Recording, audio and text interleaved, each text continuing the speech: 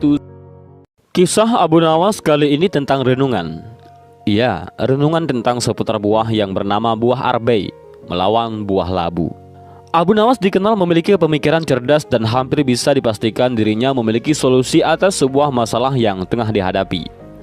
Selain itu, Abu Nawas juga dikenal sebagai saudagar buah-buahan yang dipanen dari kebun miliknya sendiri yang lumayan luas. Bahkan saking luasnya kebun yang dimiliki Abu Nawas, sejauh mata memandang yang terlihat adalah bak permadani hijau yang tumbuh subur.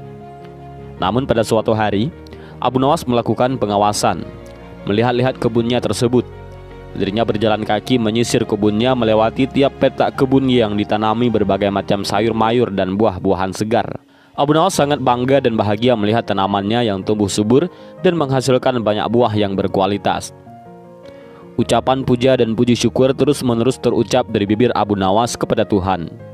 Pada siang hari yang cukup terik itu, perjalanan Abu Nawas yang sedang mengawasi lahan kebun miliknya mendadak berhenti pada sebuah petak di mana tumbuh subur pepohonan arbei. Abu Nawas memandangi dengan detail tiap bagian pohon arbei miliknya tersebut. Dirinya memperhatikan rantingnya, daunnya hingga buahnya yang nampak segar bergelantungan. Karena terik matahari begitu panas tepat di atas kepala dan dirinya merasa lelah, Abu Nawas kemudian berhenti dan beristirahat di bawah pohon arbei yang lebat itu. Bekal makanan yang sudah disiapkan oleh istrinya segera dibuka dan disantapnya. Kali ini makanan yang dia bawa tidak pedas-pedas amat. Sangat enak, gumamnya dalam hati. Dengan ditemani semelir angin yang sepoi-sepoi, Abu Nawas pun puas menikmati makanan dari istrinya tersebut. Setelah kenyang, dirinya menyandarkan diri pada batang pohon arbei sambil melihat ke atas. Dilihatnya buah arbei yang ranum. Sesaat itu pula dirinya memandangi buah labu yang ada di petak seberang. Betapa besar buahnya serta ranum. Bukan Abu Nawas kalau dirinya hanya memandang saja. Ya, seperti biasa, Abu Nawas mulai merenungi buah-buahan yang tumbuh segar dari kebun miliknya itu. Tiba-tiba saja terlintas sebuah pemikiran di benak Abu Nawas. Aku itu heran, apa sebabnya ya pohon arbei yang sebesar ini namun buahnya hanya kecil saja.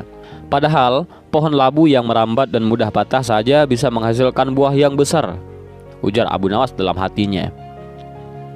Tak lama berselang, angin kencang pun bertiup menghampiri Abu Nawas yang sedang beristirahat seolah-olah langsung menjawab pertanyaan yang ada dalam benaknya. Ranting arbei pun bergerak-gerak dan saling bergesekan, dan sesaat kemudian ada sebiji buah arbei jatuh tepat di kepala Abu Nawas yang sedang tidak bersorban itu. Aha, aku tahu sebabnya, ujar Abu Nawas. Beruntung bagi Abu Nawas di siang itu hanya kejatuhan buah arbei saat sedang beristirahat. Bagaimana jadinya jika saat itu dirinya kejatuhan buah labu?